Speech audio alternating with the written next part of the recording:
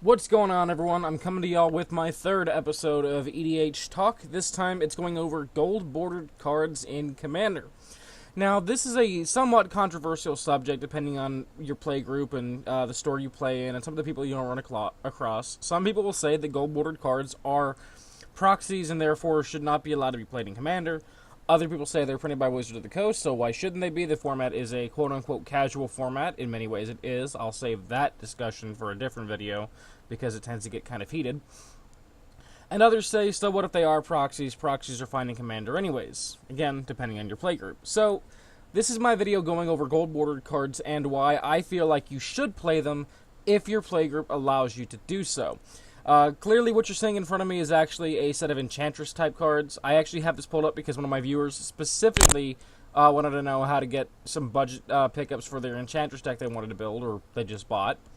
And the gold-bordered cards are a great way for you to do so. So, I'm going to be focusing on the World Championship gold borders in this video, not so much the Collector's Edition and International Edition gold-bordered cards.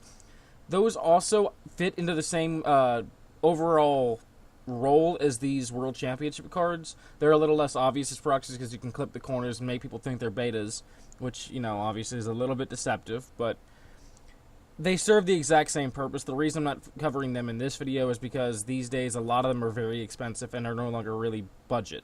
And the point of this is to have budget alternatives to the expensive black-bordered versions of the cards. So let's have a look. We have Opalescence, Academy Rector, and Replenish all here just as examples. I'm not going over every single gold-bordered card, but I'm going over the reason why you may want to go for these versions instead.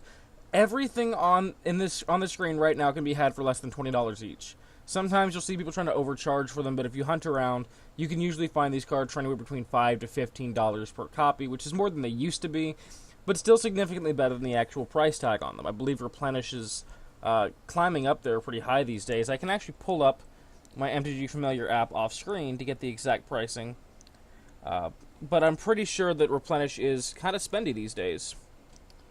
So, just one second. I wasn't fully prepared for this, kind of an impromptu video. Alright, so Replenish's card price these days, according to TCG Player Average, is $76.73 for its black-bordered copy. Though, again, the gold-bordered copy can be had for about $15 at most. What about Academy Rector? Scrolling through. Card price on that is $81.05 for the black-bordered copy. And Opalescence, which is the cheapest of them all, even in black border, and I believe even still in the gold border, is $26.37 for its black bordered printing. So you'd spend over $100 to get, nearly $200 just to get all three of these cards in black borders, or you could spend, closer to $60 to get all three in gold borders, and your deck would play identically to how it did before. I subscribe to this philosophy so much at this point that I actually sold my two black-bordered copies of Cradle in order to buy two gold-bordered copies and a bunch of other cards to help tune up my decks. Because they play identically in my playgroup, and every playgroup I've ever run into, with the exception of two, have allowed for the use of gold-bordered cards in Commander. So that's just an example. What about if you bought the Artifact deck? Same kind of thing. Grim Monolith, Metalworker, Krark Clan, Ironworks.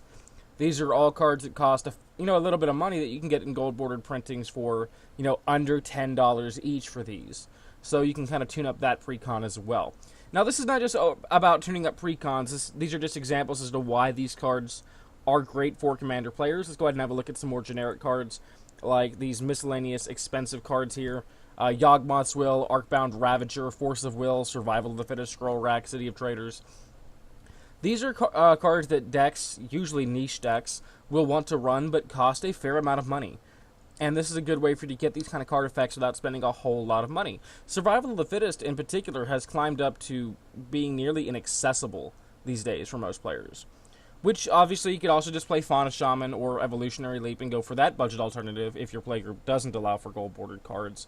But if they do, you can play with this extremely powerful effect for very, very little money. Same thing with Yawgmoth's Will. If you're wanting to build Grixis Storm and you don't have a whole lot of money to spend, go for the gold bordered copy. It'll help you quite a bit. Trust me, it's worth every penny. of the like $10 you'll spend for its gold bordered printing. Arcbound Ravager if you need a sack outlet, an artifact sack outlet for an artifact combo deck. Force of Will obviously just good for control decks, so on and so forth. And then finally, the main reason why I like these a lot is for mana-based tuning. The top 3 fetch lands are not very much money for their black bordered copies at the current moment. I think they all hover around the $15 to $20 range for their Tarkir printings, but all the gold bordered versions are under 10. Wasteland, I think, is around $40 right now for its black bordered printing. It's about $4 for its gold bordered printing. Ancient Tomb, also in that $40 or $50 range, I believe, but only a couple bucks for its gold border. Gaia's Cradle is the most expensive gold bordered card in the World Championship Edition style, period. Its black bordered copy runs you about $265 for its for one in heavily played condition, or up to $400 for a near mint, while its gold bordered copy hovers around $60.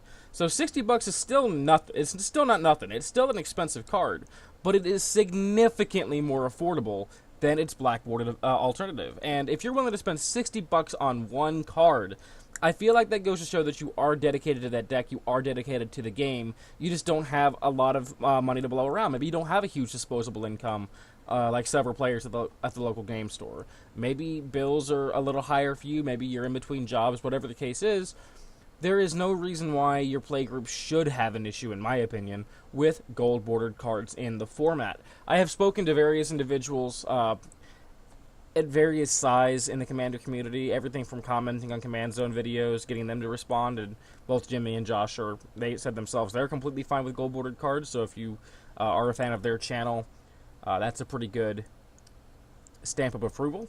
Sheldon Menery, I've messaged personally on Facebook, and he's told me himself he has no issues with these kind of gold bordered cards in Commander. It's a casual format at its heart. Yes, it can be played competitively, and yes, I'll cover that whole debate in a different video. But there's no tournament support for this format. Not really. It can be an F&M format, I believe, but no one ever does it. There's no prize support for this format. Certain stores may have, casual, unofficial tournaments for it, but at the end of the day, that is a casual, unofficial tournament. And if they don't want to allow these cards, that's fine. But for the most part, this is a kitchen table format of Magic. So, the argument of it being a competitive format is kind of shaky. At its heart, the format is still casual in that sense. So I don't see the reason why you shouldn't be allowed to play with these types of gold bordered cards in the format.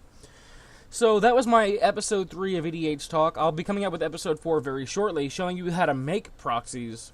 Not in the typical, get the foil decal, like de-ink a foil card and get a window decal and put it over that. None of that nonsense. Just the digital side of it. And how to make proxies that are still obviously proxies so no one can get on your case for trying to counterfeit cards, but serve the role and look good doing it in the process. So if you want to see that episode, just stick around. It'll probably be up in the next few weeks. But until next time, I hope you enjoyed this video. I hope you enjoy the rest of your day. And until next time, peace and take care.